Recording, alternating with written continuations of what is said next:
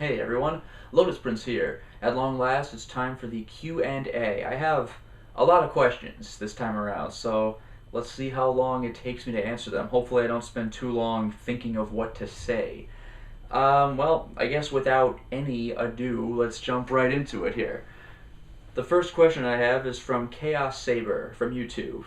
It says, what were your thoughts on PT if you played, and what do you think about Kojima actually being able to let loose all of his insanity in a Silent Hill game? PT, if you don't know, is playable teaser. This was available on the PS4. I think it probably is still available as a downloadable free demo. It's a short first-person horror experience that is not Silent Hill, but it was sort of a teaser for the upcoming Silent Hills game.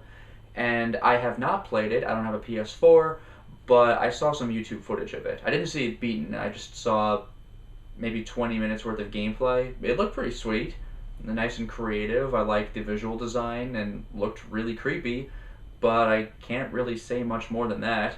As for Kojima being able to let loose his insanity in a Silent Hill game, I am all for it, just so long as it doesn't turn into a Metal Gear Solid, like, 2-hour cutscene between gameplay. I'm actually okay with that, with Metal Gear Solid. I've gotten used to it, and I really love the way the cutscenes look, but I don't really want that in a horror game. So, as long as Kojima's creativity remains, without the really, really extended story scenes, then yeah, I'm all for it. Dave Jackson from YouTube says, are you going to play any one-shot holiday theme games? Not this year. I have a different plan for that, which will be revealed very soon. What are the games and or DVDs on the back of your shelf? It looks like you have a Sega Genesis game or two on the top shelf. What, over here? Yeah, I have some Sega CD stuff here. I've already played the Renovation Products games. You know about those. I have Sonic CD, Snatcher, I have Rise of the Dragon, Night Trap, and Double Switch. This is also Rise of the Dragon, actually. I picked up a second copy. I kind of forgot I had the first one, but it has different box art anyway, so it looks kind of cool, and it was super cheap. Down here I have some PC stuff, like the Orange Box, Overlord 1 and 2, Saiyan no Uda. I've been considering LPing Saiyan no Uda, but I heard that very not safe for work, so System Shock 1. I have them out on Emma Scream. Up here I have Fear, Silent Hill 2, 3, 4, Homecoming, Penumbra, Amnesia, Weird Dream, Shadow of Destiny, and Alone in the Dark, New Nightmare. As for the Sega Genesis stuff, I have Toe Jam and Earl Panic on Funkatron, Streets of Rage 2, Ninja Turtles Tournament Fighters, which is way harder than I remember it being, Sonic the Hedgehog 1, 2, 3, and 3D Blast, and then a hard box, some fan must have made this, for Shadows of the Empire for Nintendo 64. I have a couple more Sega Genesis games than that, but they're loose cartridges. What game do you get requested to do a lot? I've had a few requests for Outlast, which I theoretically could LP, but I question my computer's ability to support it, and again, no PS4, so I can't just take the easy way out with a console. I know I've gotten more than freaking Outlast. Oh yeah, the Chozo Mythos. I should tackle those at some point. I hear they're relatively short and good, and also point and clicks. I'm a sucker for those. I've definitely gotten Folklore a bunch of times. I'm gonna get on that one, I swear. I've been like dragging this one out for as long as I can, and it's not even really intentional. It's just never my next thing to do, and I kind of feel guilty about it at this point. I've had Yume Nikki a few times, which I should really also look into, and of course Resident Evil. That's coming. It is. Now, what game do you get requested to do a lot, but you just have no intention of doing it for whatever reason? You can beat it in 5 minutes, it's boring, repetitive, etc.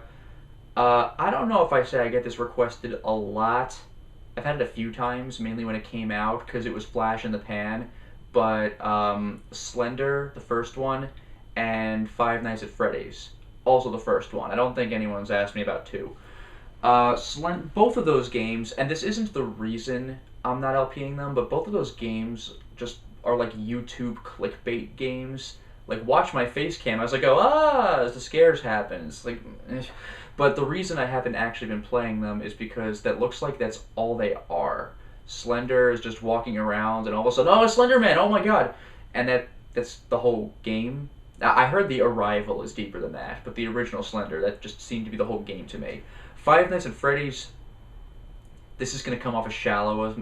This is going to come off as shallow of me, but same thing. I know the game is deeper than that. I know its lore is surprisingly deep for an indie developed game, and I know that you can eventually figure out how to play the game in a way that won't trigger the enemies, or you can defend against the enemies because you've prepared for them because you know how their patterns work. I know there's a way to play the game. There's a proper way to do it, but I don't know, the game still, I know this isn't technically accurate, but the game still comes off to me as walk around, booga booga booga, ah, oh my god, and then the game's over.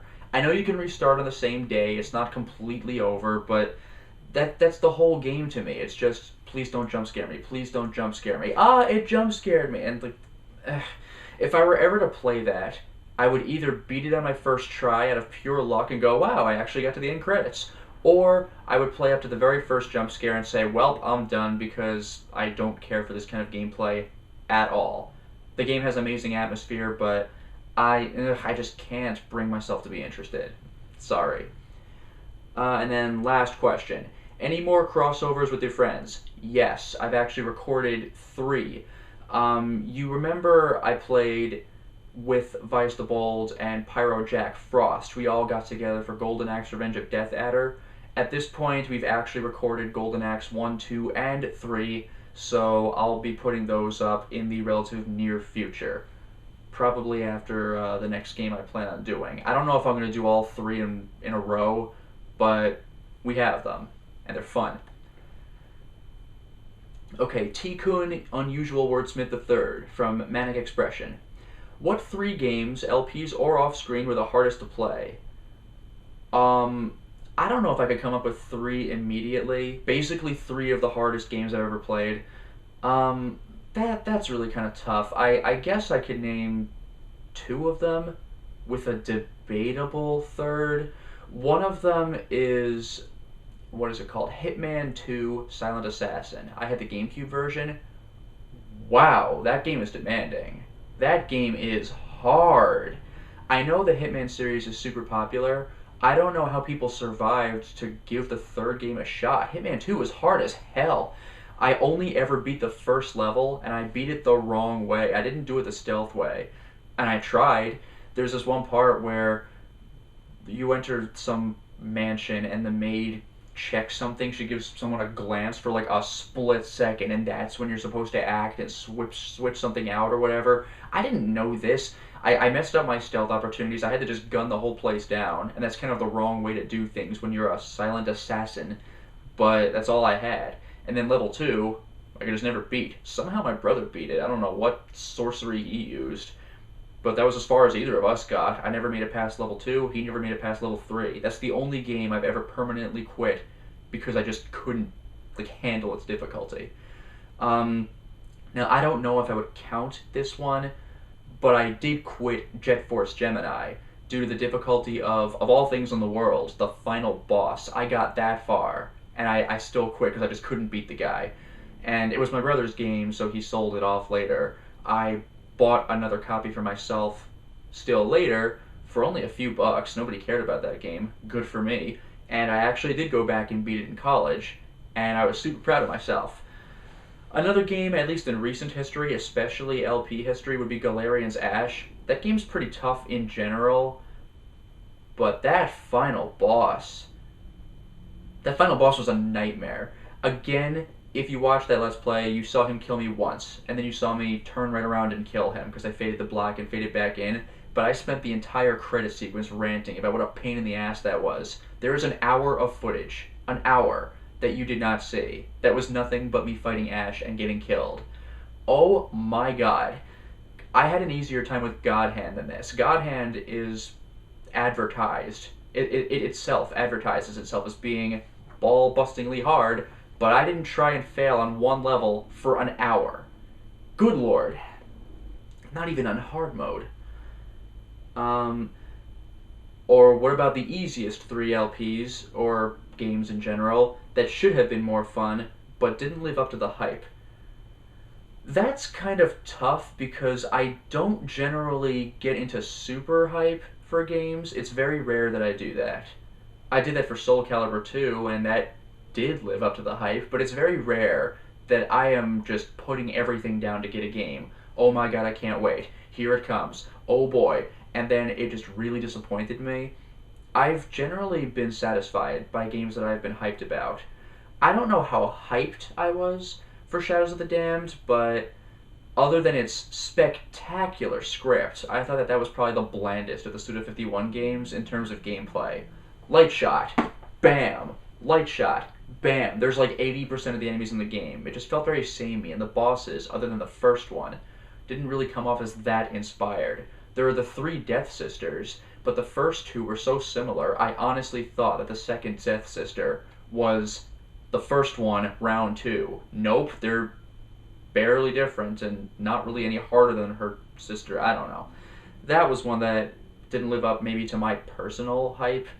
But otherwise, I don't know if I can really think of any offhand that I've just been waiting for, and then I was let down. I'm usually pretty satisfied with what I get. Is there a game that's all around unworthy of playing? That's tough. Probably, but I don't know if I could say it objectively.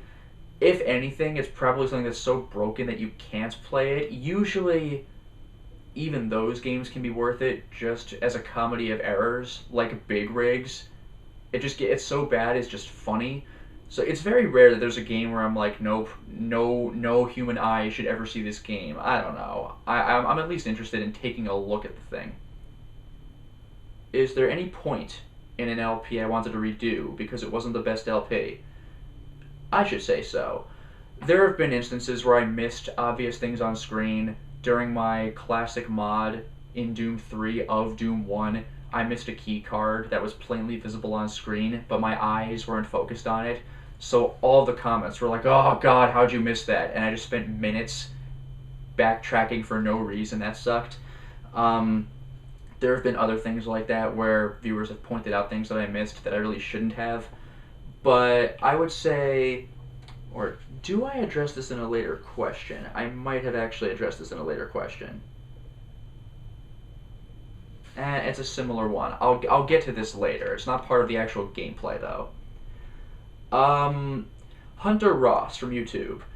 Have you ever played any Gundam or mech games? What are they? And will you ever play those games in the future? Gundam, no. Mech, yes. Zone of the Enders 1 and 2. They kicked ass, and I would like to LP them in the future. What is your favorite anime? Mine's Full Metal Alchemist 2003 and Full Metal Alchemist Brotherhood. I've seen like 2 episodes of Full Metal Alchemist, so I can't speak for that. Although I did see the Edward Elric versus Greed fight. It was short, but pretty badass. It's about as far as I can go. Favorite anime for me, based on how much I gush about it, you would think that I would say JoJo's Bizarre Adventure, and while that's one of the more fun anime for me to watch, I don't know if I'd call it my absolute favorite. It's kind of tough. It's tough. I might go with Baccano, Baccano exclamation point.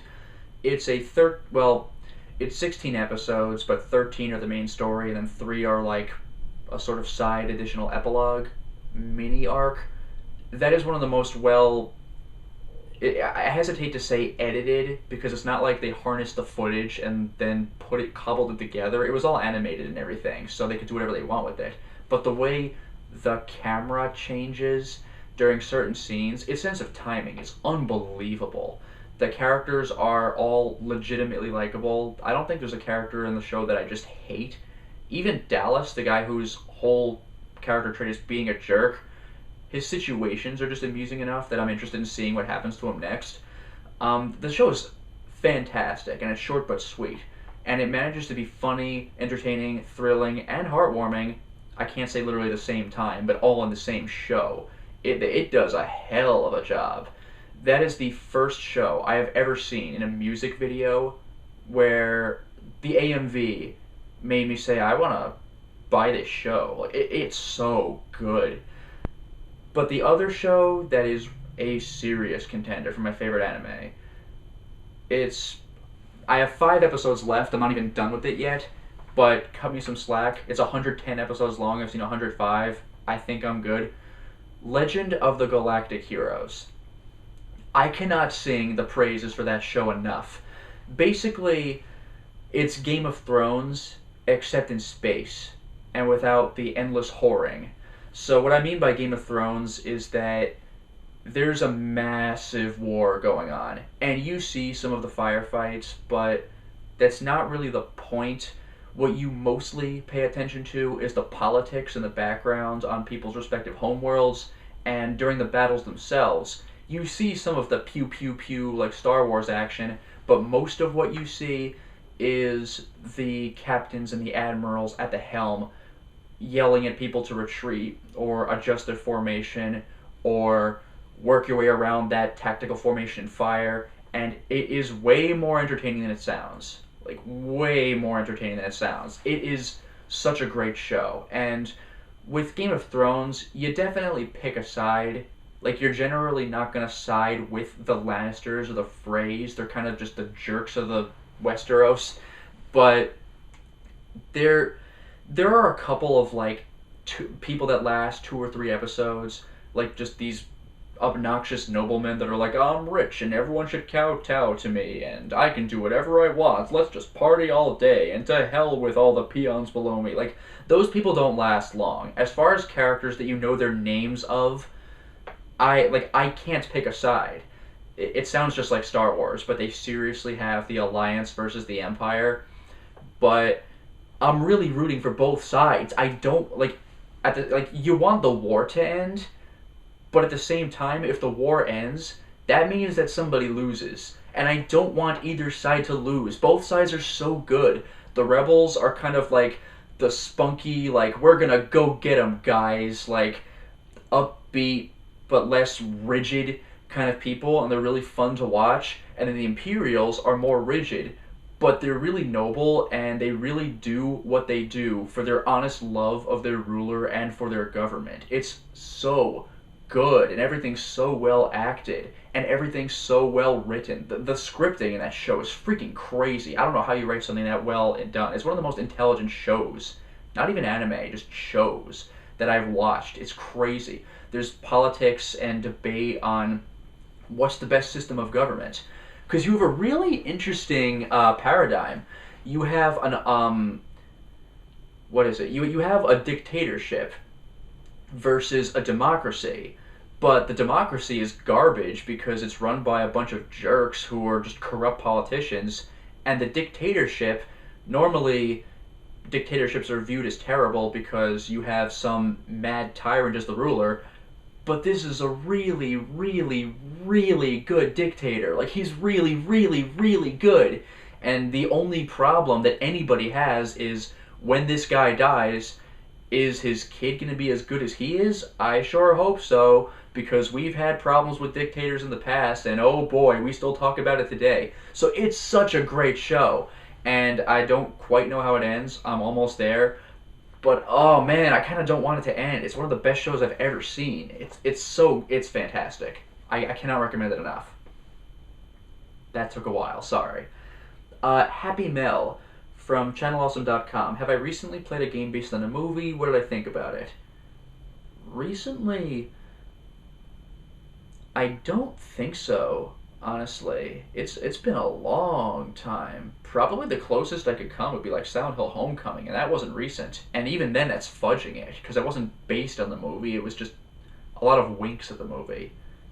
I don't think I have, to be perfectly honest. Guts for Glory 38 at channelawesome.com. How far in advance do you usually plan your Let's Plays? Not very. What am I going to play next? I usually think of, like, after I'm done with the Let's Play, right before it. So I'm like, oh, I better think of something. Now, I can think of what I want to play in the future, but what am I playing next? It's usually kind of impromptu. IRS Agent at channelawesome.com. I find your bits on classic literature interesting whenever the topic comes up in your videos. It has intrigued me enough to pick up some of the books you mentioned. Did you focus your studies on literature, or is it just a hobby? First of all, thank you. I'm glad that I could be an influence. I do love bringing up literature when I can. Did I focus my studies on literature? I focused it on English, education. I took some literature classes, but I didn't really focus on literature. I would say it's probably more of a hobby, although some of the classics that I picked up were in fact from school. I didn't go and read Shakespeare for fun, even though it actually is more entertaining than I thought it would be. Are there any more games based on or inspired by literature or folktales on which you'd be willing to do a Let's Play? Thank you for your time. At some point I would like to tackle American McGee's Grimm, I think. Otherwise, offhand, I can't think of anything directly based on literature or folktales. I'm sure there's some. It couldn't be hard to think of some eventually, but right now, like off the cuff, I don't know. God knows when I'm going to do this, but I have been kind of wanting to do Enslaved, Odyssey in the West for the PS3, which is inspired by Journey to the West, which is the monkey boy with his long pole and his cloud flying to the west. It's basically Dragon Ball, the first Dragon Ball, that was heavily based off of Journey to the West. So there's that. I would like to do that at some point, but off the top of my head, it's hard for me to think of something. But I like to do it when I can think of them. Man with Good Taste, also at channelawesome.com. Will you play The Evil Within? Yes. Don't know when, though. I'm waiting for it to go down in price, and, like, I'm pretty sure it's been released for the PS3, but I haven't seen copies of it in game stores around. It's weird. But I do not have confidence in my computer to play it. If it's out for the PS4, then I don't think that's going to end well for me if I play it on PC.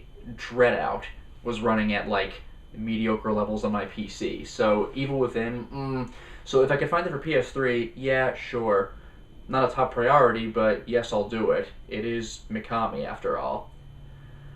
Angelo Pangilinan. I hope I said that right. If I did not, I apologize. From YouTube. What got you hooked into the survival horror genre?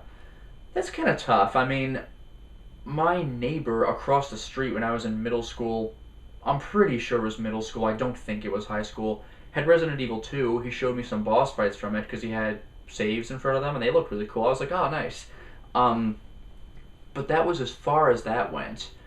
And I did not have a PS1, so I missed out on a lot of survival horror games. My very first survival horror game was Resident Evil Remake for the GameCube. And I was like, oh, hey, now's my chance. You know, it's the first Resident Evil, only with better graphics, so I can start from the beginning. Let's see how this works. So I think I was 15 or 16, so my mom had to buy it for me. I was just like, that's the game I want, Mommy. She was like, okay. So she picked that one up for me, although she was always kind of, like, iffy about me playing violent video games. Like, she was never really a fan. My dad was more liberal about it, but she picked it up for me anyway. So Resident Evil Remake was my first survival horror game that I owned, and I really dug it, so I kind of wanted to see where it went from there. Not just Resident Evil, but in general. So I picked up Silent Hill 2 and 3, because I'd heard about Silent Hill on the internet somewhere. I think 4chan, actually.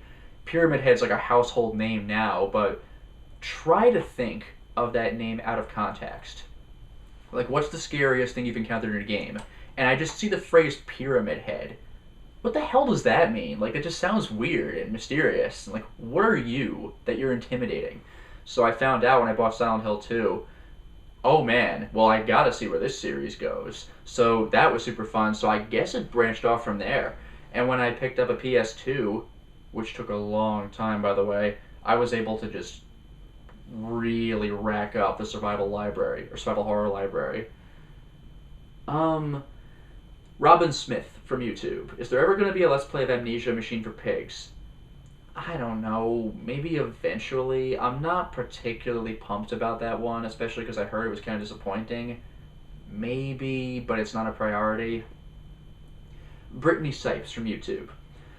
When you played Corpse Party and Corpse Party Book of Shadows, which game disturbed you the most? Easy. The first Corpse Party. And here's why. Corpse Party had more content, I guess you could say, that was supposed to be disturbing.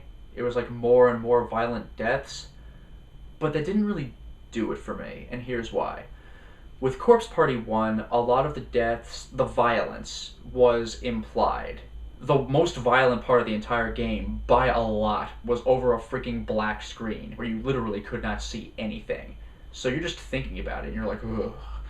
With Book of Shadows, I mean, they're not showing you the guts or anything, but they're taking so much effort to just go, and here's how gross it got. And, like, I don't know. Not to mention, it was kind of hard to be disturbed by Book of Shadows after... This isn't really a spoiler, it's early enough in the game. After the villain said, anyone who died in the first game is going to die in this game, only probably worse. So there was no suspense. Anytime I saw a character who died in the first game, I was like, well, you're going to die, just tell me when. And let's see how they do it. Just go ahead and just show me how they do it. Give me your carnival of horror over here. Just, like, show me what's going to happen. The only time I was ever nervous and like, oh, please no, in that game was when it was one of the very few characters who managed to walk away from the first game, because they may be in danger. The other characters, I promise you they're dead. Doesn't even matter. I will say, though, the epilogue, that got me. Not so much disturbing, but suspense. Like, oh no, don't let it end here. For the love of God, exceed. Bring over Blood Drive. Please, please, please, please, please, please, please, please, please. And make it Vita TV compatible, if you don't mind. Okay, now, this name is in Korean characters. I really hope I'm not butchering this. I apologize if I do. But Park Kang-hyun from YouTube. What is your favorite JRPG? This is a two-parter. I'll answer this part first. Probably Skies of Arcadia. I guess I'll say Skies of Arcadia Legends, because I only play the GameCube version. Super good. You're playing as air pirates, like lovable rapscallion kind of air pirates. And there's a whole segment in that game where you wind up on a deserted island, and you have to forage for food and, like, basic shelter. But as the game progresses, you set that place up as your new base of operations, and you build a whole, like, operation there. It's so good. The game's very grindy, and the random encounter rate is huge, which can get annoying. But the overall arc that it goes through, it's so fun. Where was I? Have you played anything from the Xeno series? And if you have, what do you think of them?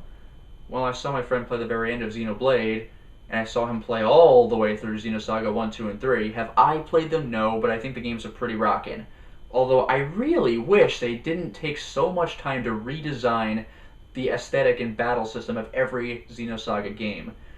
If only because they could have gone further. I heard there were supposed to be like 5 Xenosaga games, and there were 3. And 3, you can just tell by the scripting and the pacing, it was rushed. They had to finish it, and so they did. And I wish they could have really fully realized their vision. The game was still good, but it visibly, like, you can just tell it could have been better. And that's just disappointing to me. Like, they had to rush it. It's like the 3rd season of Arrested Development. You have gold, but the network's being an ass, so show's over. Like, it was a shame. As for Xenoblade, I have it, but I have not played it, but I hear it's like God's gift to JRPGs, so I do want to get on it at some point. And again, I played this one recently. I don't know if I call it my favorite, but Resonance of Fate was a lot of fun. That game is so flashy. Joseph Latusky from YouTube. Have you seen the 2 Corpse Party games that they have made, other than the 2 you've already LP'd? Would you play those as well if you got the chance?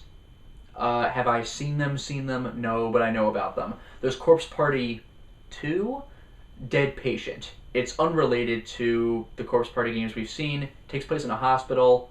Yeah, sign me up.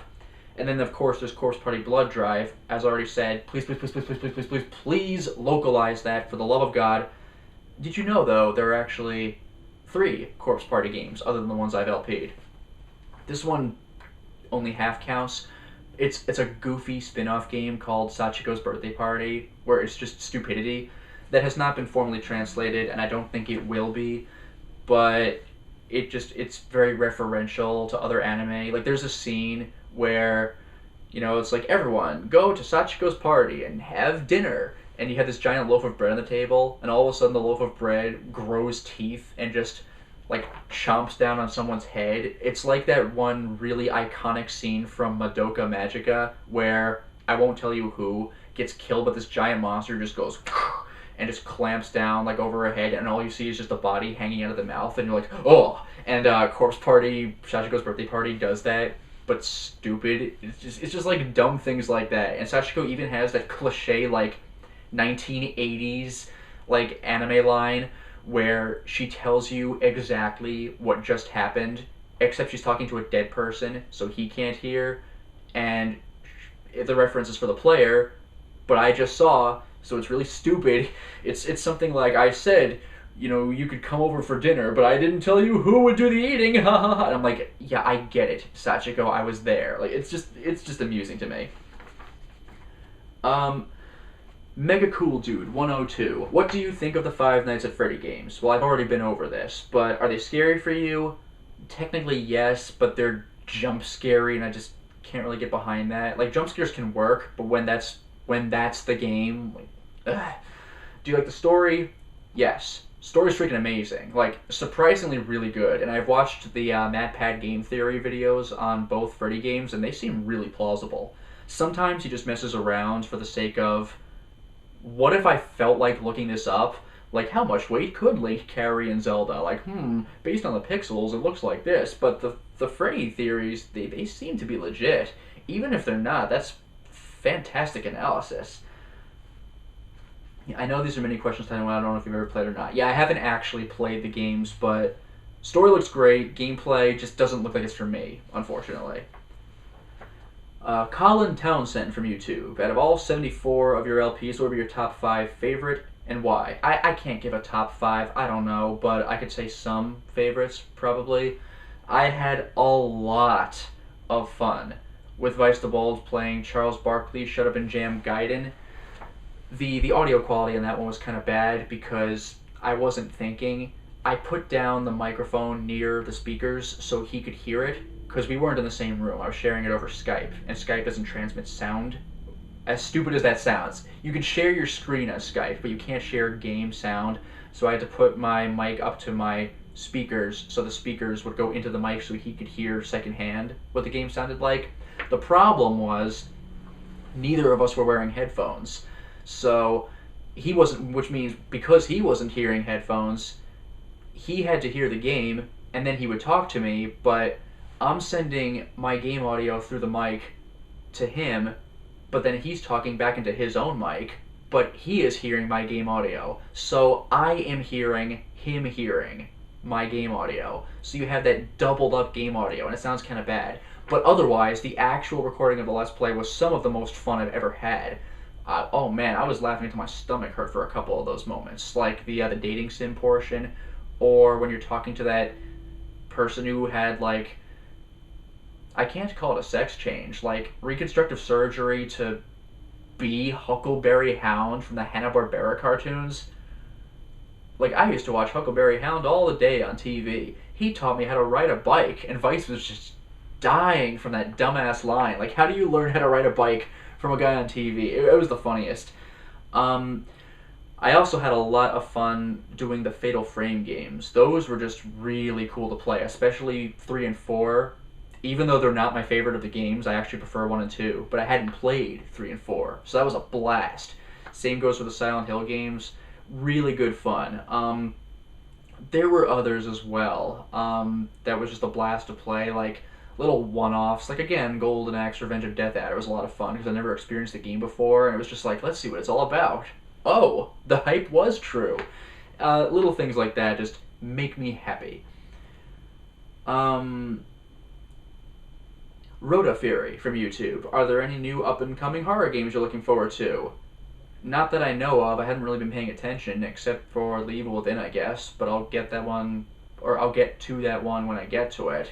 Otherwise, not much to really know about. I guess Project Scissors, but that's not coming out until, I forget, like, I think September 2015.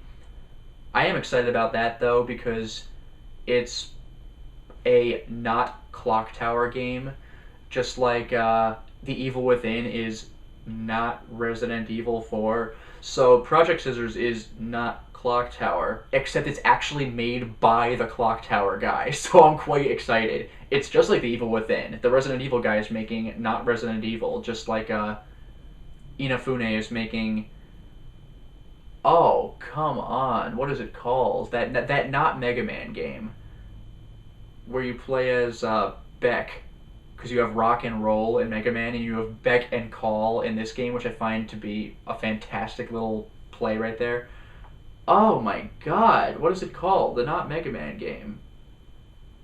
Anyway, I never really got that into the old Mega Man games, so I didn't fund it or anything, so like, I really should know this, but I don't. Super embarrassing. Are there any older horror games you hope to play yet and have not? Oh, hell yeah. Oh, come on. I have a huge backlog here. I have the Clock Tower games. I have 2 of the 3 Siren games, because Siren 2 just refuses to play in American systems. I have, yeah, I already said the Clock Tower. I have Siren. I have, this isn't quite Clock Tower, but Haunting Grounds, Obscure. There's a bunch of stuff going on here. So even some PS1 things just look interesting to me. So, yeah. Oh, thank you! Mighty Number 9. Oh, that was driving me crazy. Jeez. Okay, but yeah, older horror games and stuff to play? Yeah, and like Alone in the Dark, things like that. There's a bunch of stuff I have to get on. Dragon Ace SG7 from YouTube.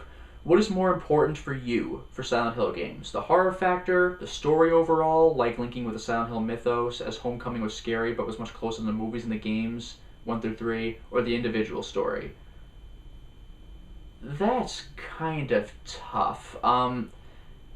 Usually, with the Silent Hill games, I would probably care about sort of a combination of the level of horror, and I don't really care about the canon connecting to other games. I kind of don't want them to do that, because not everything has to be, hey, remember Team Silent Hill games? Those are cool, right? Hey, here's something from Silent Hill 3, you know, like Silent Hill Revelation, the movie. Here's that red shoe. You remember, right? Like in the amusement park? Right? You remember, right? That thing?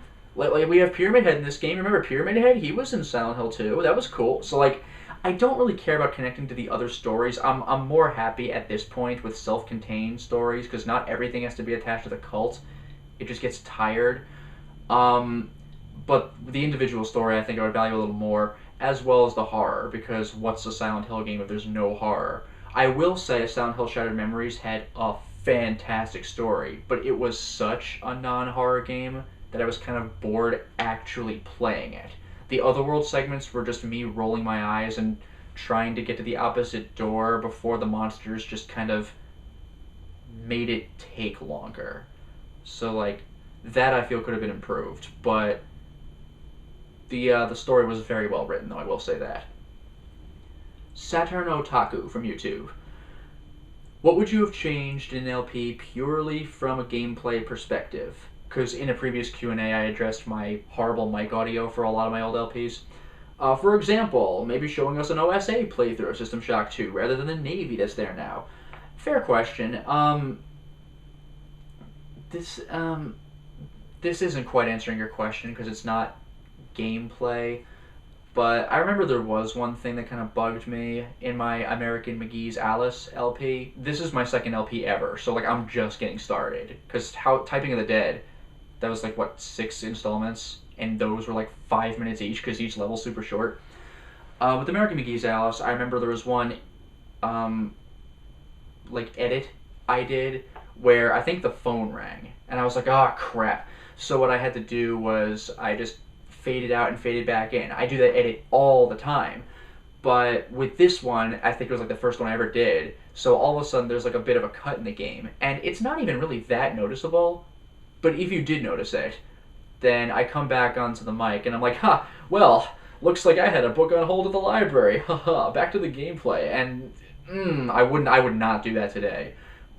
because again, you were not there when I had to get up, walk out of the room, pick up the phone, talk on it, come back in, get back on the mic, so you aren't really aware of how long that took.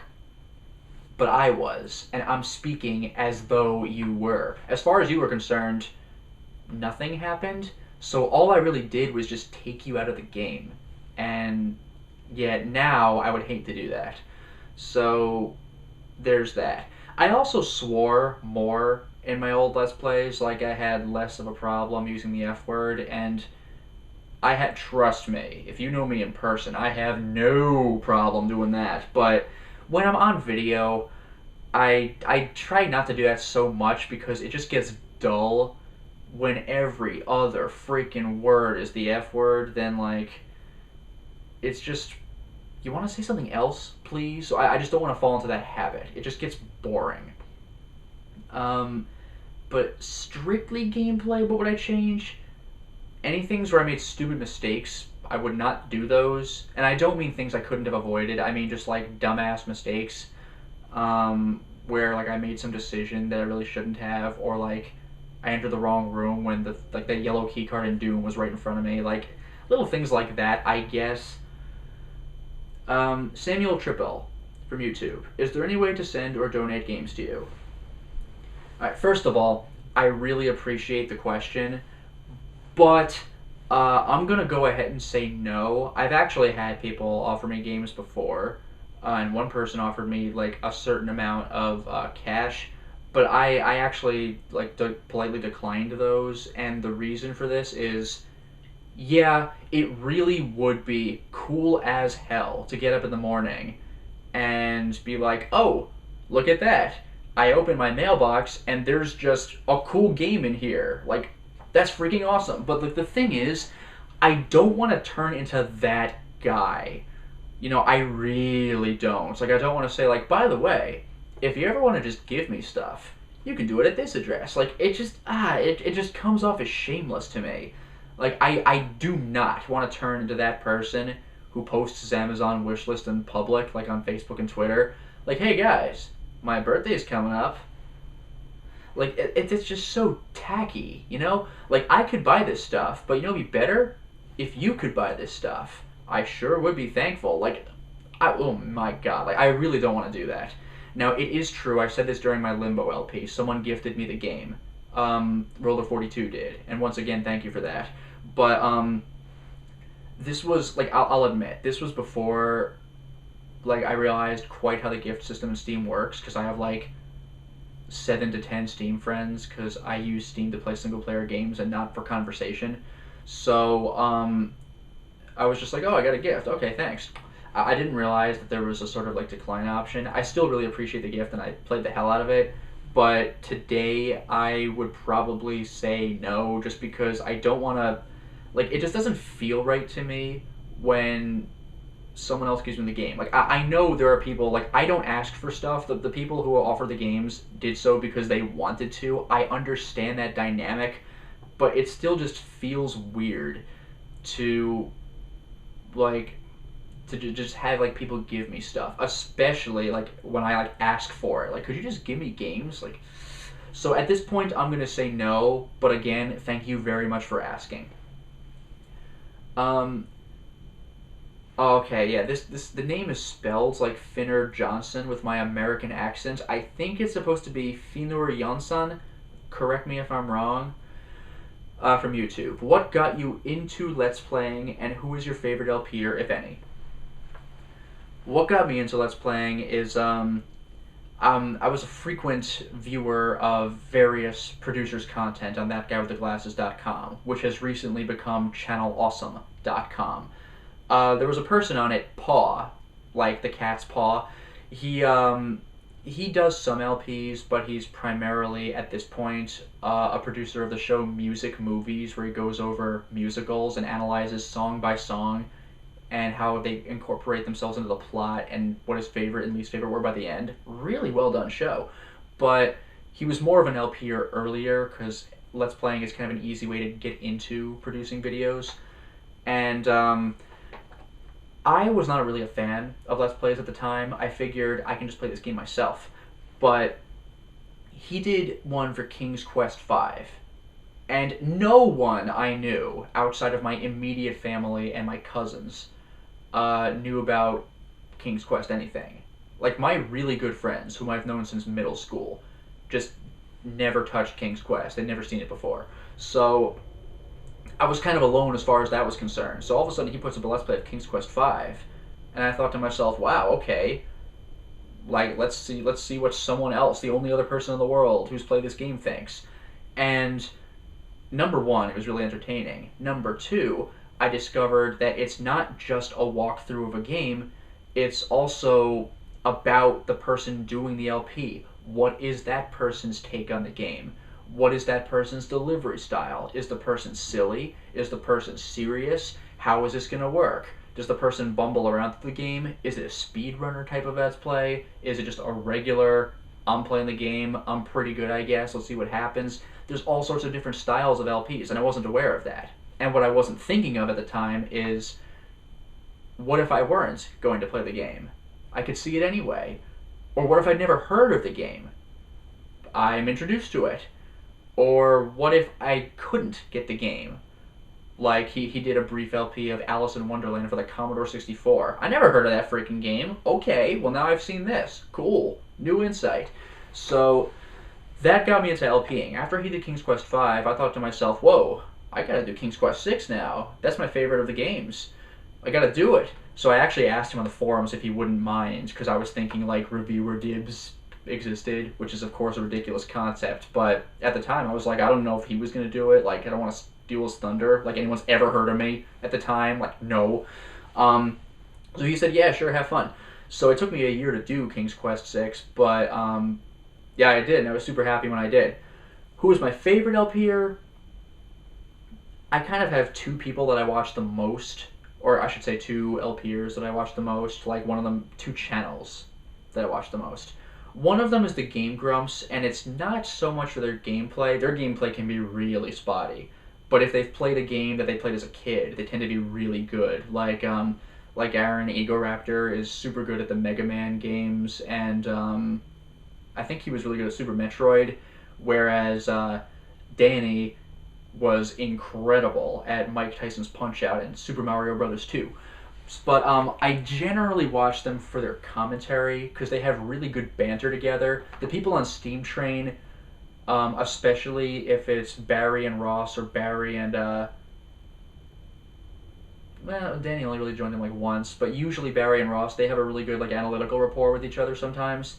And with Danny and Aaron, they have really good comedic rapport, where either Dan tells really amusing stories, or Aaron has, like, good jokes or whatever, but they both play off of each other very well. And sometimes the game just makes up the humor itself.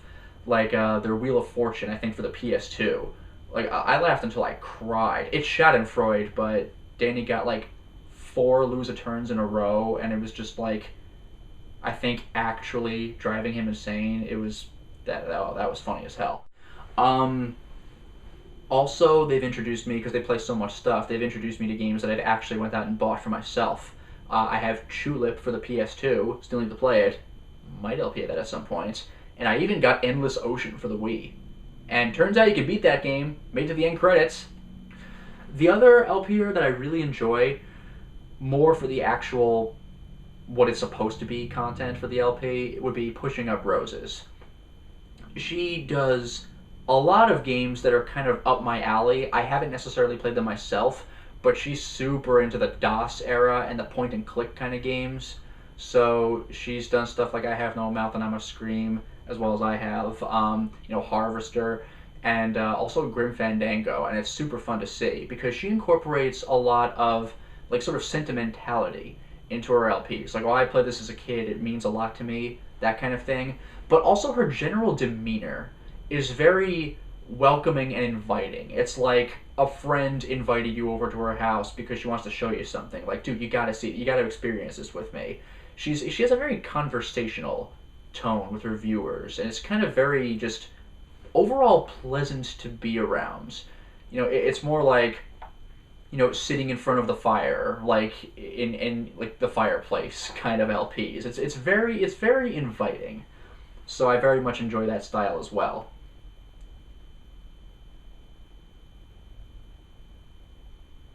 Okay, here we go. Samus Fan 1989 from YouTube. I have noticed that you are rather actively responding to almost every comment posted on your vids. Looking back at Downpour, for example, you still answer recent comments, even though that playthrough has been quite some time ago.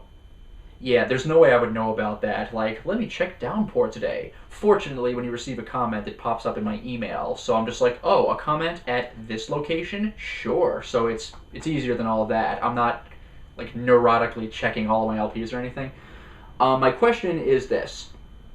Won't this become a problem for you in the future?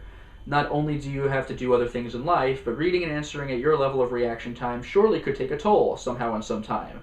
We haven't reached a fan base like PewDiePie's, nor are the comments as void of meaning, the majority. There are always good comments amidst the trash, but surely it can grow tedious.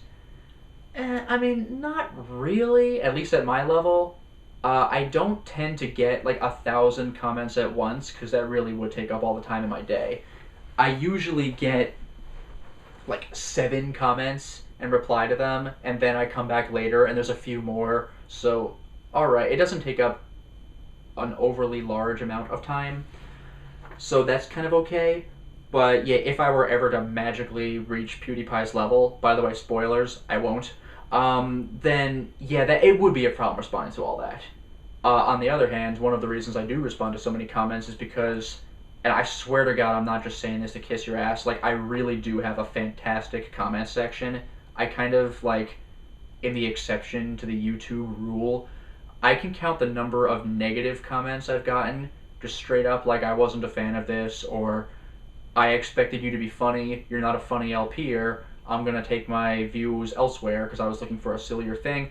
I can count those kind of comments probably on my fingers and toes. I can count the number of straight up, you suck, the end, like, troll comments on one hand. It's crazy. I've been doing this for almost 5 years, and I have almost no trolls. It's like, it's legendary.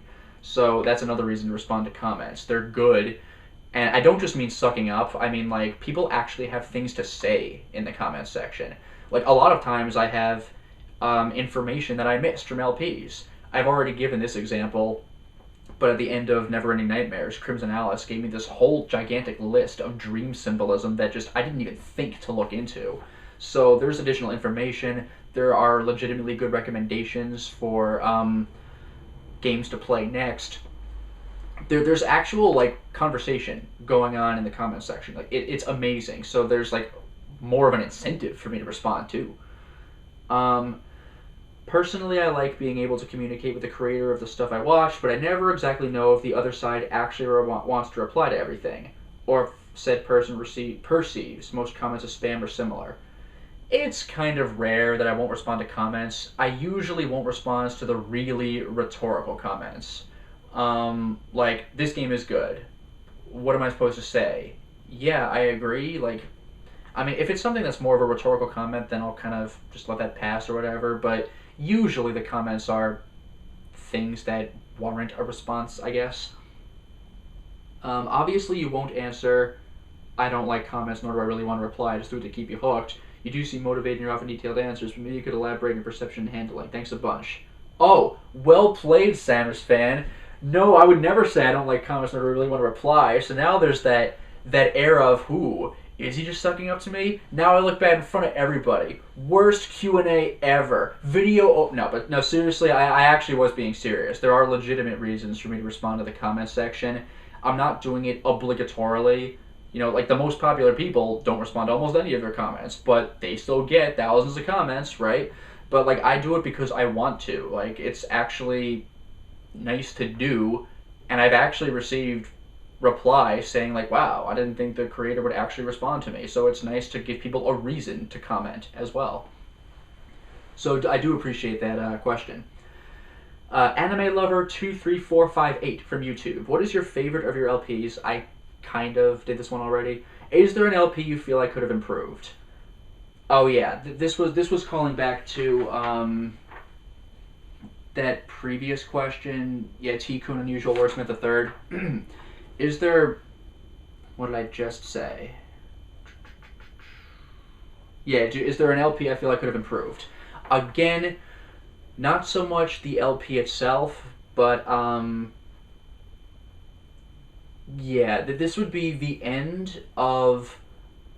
Oh, sorry. One last thing I want to say, by the way. One other thing about responding to comments is that sometimes people have like a personal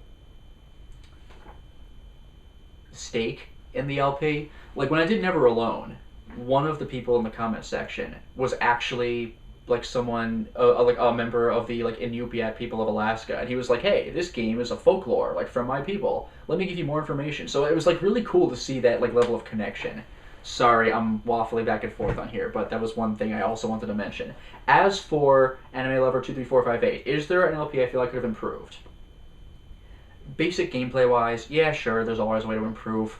I could flawless run everything, but what I really want to get into here is recently I did a Let's Play of Neverending Nightmares. I freaking loved it, and I feel that I did a very good job. However, the vlog at the end, where I give my thoughts on the game, oops, dropped my pen. The vlog at the very end, that was maybe like 14 or 15 minutes long, and I actually was really proud of myself for that one. I felt I did a damn good job on that one, and I better have, because that was like my third or fourth take. What a pain in the ass that was. One problem, though. It was when I was trying to talk about depression, clinical depression.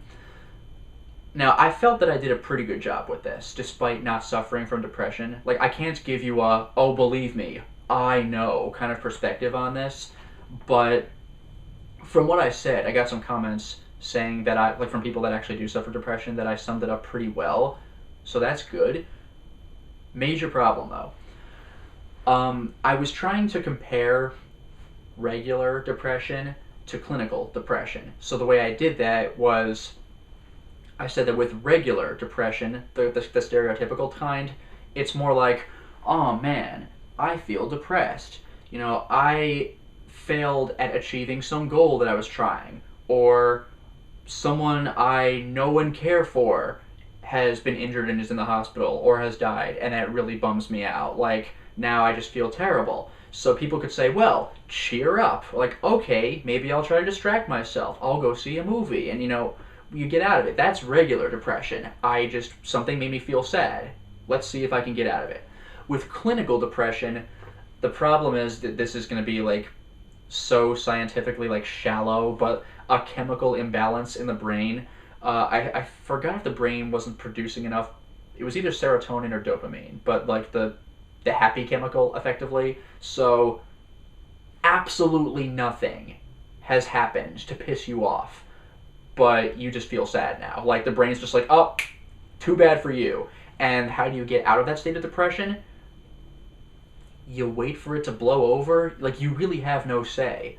Like, and a lot of people don't understand that. Like, why are you feeling sad? I don't know. Why don't you cheer up? I can't. I am incapable. I have to wait till the brain stops. Now, what I was trying to do with my comparison in the vlog here was I was trying to say that with regular depression, you are affected by external factors. Something made you depressed. With clinical depression, you are affected internally, right? It's your brain deciding you're sad now. I phrased it terribly. I said that with regular depression, outside sources affect you. And I said with clinical depression, quote, you are the problem. And I tried to cover my tracks. The moment I said that, I was like, blah, blah, blah, the brain, your brain is doing it, or whatever. But I said, you are the problem, and like, I effectively victim blamed. Like, are you depressed? It's your fault. And I didn't mean it like that, and I'm pretty sure everyone in the comment section understood that, because I did not get any comments that said, wow, what an asshole, or anything. I did have one person post, you really shouldn't phrase it like that, like blaming a depressed person for being depressed.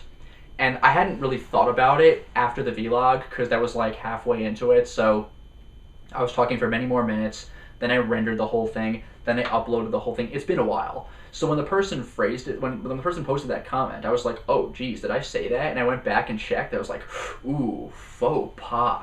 So like that's not what I meant, and I think everyone knew that, but it's still what I said. That was a major flub right there. So I do apologize for that. That was That was a major problem there. Like, again, I didn't mean anything by it, but it came out, so that's super awkward. So once again, I do apologize for that. It is not your fault. It's like your brain acting up because you can't control that to such a high degree consciously. That's where I meant to go with this. My apologies for that. Lazrule from YouTube. Were you disappointed that you only got to appear in just 3 episodes of The Walking Dead Season 4 in the role of Patrick? If you picked this question, please put a picture of Patrick on the screen so everyone could tell that it was indeed you who played him. You got me, Lazrule. I very much regret that I was only in 3 episodes of The Walking Dead Season 4. If only I could have done more as that guy. I've never actually seen an episode of The Walking Dead. But alright. Here's a picture of Patrick. Once I Google image searched, yeah, he kind of does look like me. However, you know who looks more like me? You ever see Superbad? I don't know about but I was a dead ringer for McLovin. It was crazy. My own friends said that. Like, was I the only person who thought of you when I saw McLovin on screen? Here's a picture of my senior photo from my high school yearbook. And look at McLovin. It's crazy. Like, it's unbelievable. But, yeah, I guess I grew up into Patrick and did whatever he did in the show. Lazarus, the first person to figure me out. You, sir, have an eagle eye. You're a sleuth of sleuths. I can no longer call you Gumshoe from this day forward. Griffin Spade, Lupin, from YouTube. Have you ever played any game from the Ratchet & Clank series, and if so, what is your opinion on them? Thanks. Yeah, I'm not going to LP these, but I have beaten the crap out of the Ratchet & Clank games. It's insane. I have not played All for One, and I think there's the mobile games I never touched. But I played all of the PS2 and PS3 releases other than that. There might be one other PS3 game that I have not played. Maybe another multiplayer game. Correct me if I'm wrong on that one. I think there might have been 2. But I even played the tower defense one. What was it called? Full Frontal Assault. When it got to the PS3, I stopped bothering going for everything. But for the PS2 games, except for the PSP, like PS2 port of Secret Agent Clank, for the PS2 games, I got every gun, every full upgrade. I got the golden guns in Ratchet & Clank 1. I got the Zodiac in Ratchet & Clank 2. Every single skill point. Hell, in Secret Agent Clank, I got all the skill points. I did not quite finish upgrading my guns, but I even got the 3 super secret cards that are indicated frigging nowhere in the game, and I unlocked that secret door in the treehouse. Oh man, what a pain in the ass that was. My personal favorite of those games is going to be A Crack in Time. That game was so good that I actually felt disappointed by Into the Nexus. Into the Nexus felt shorter than it needed to have been, and without nearly the level of weapon variety. Crack in Time, I think, was where the game was where the series was supposed to have ended. If you watch the ending movie of that game, the series really could have ended there. It looked like it kind of should have, but they kept making more. And they're good, but you're not gonna do A Crack in Time good again anytime soon. That game was great. David Portnoy from YouTube. What are your thoughts on the Shenmue series as a whole? Well, there are only 2 games, and I have the second, but I haven't played it, because I have the Dreamcast version. I don't have an Xbox, and the Dreamcast version is PAL only. Now, I do have a freeloader disc that I borrowed from my friend Mr. Ryu45, but before playing the game, it imports data from the previous Shenmue, like moves you've learned. So I want to find a way to transfer VMU memory, like from a PC to an actual VMU. Like, I want to download, like, PAL completed Shenmue data to the VMU so I can pick up where I left off from Shenmue 1, because I don't think it'll accept my American data. If I can do that, I'll love it. For Shenmue 1, the game's not for everybody. There's a reason it's iconic, but there's also a reason nobody plays it. You're kind of playing a dude's life. Like, it takes forever for any action elements to be introduced in the game. You seriously are. Like, there is a whole segment of the game where you get up, you take the bus to the city, and you go to your job as a forklift worker, and you just move boxes in a forklift. Like, that is a whole segment of the game. There's like a week of that. So like, it's very slow paced, very deliberate. It's one of the more realistic feeling games I've seen, but realistic to the point where you kind of want it to be more video gamey up until the end. I put up a footage of me beating the crap out of like 70 dudes from the Mad Angels, I think, the motorcycle gang. That was pretty rocking, but that is not representative of the game as a whole. I will say that the graphics still look good even today. Fun game, but I don't know if I could recognize it, or I don't know if I could recommend it to everyone, because a lot of people are going to be bored playing that game. I don't blame them. Kaj Nieuwenhuizen from YouTube. I remember during one of your Silent Hill LPs, you said that you were eventually going to tackle the Resident Evil series. Is that still something you plan to do, or is it off the table for the moment? Yeah, I glossed over this before. Yeah, it's coming soon. I'm probably going to try setting it up for my 5-year anniversary, which will... Don't worry about YouTube. Ignore YouTube. I first started uploading the Blip February 14th. I will see if I can get some action for Resident Evil going then. Finally, right? It's been how many years? Unbelievable.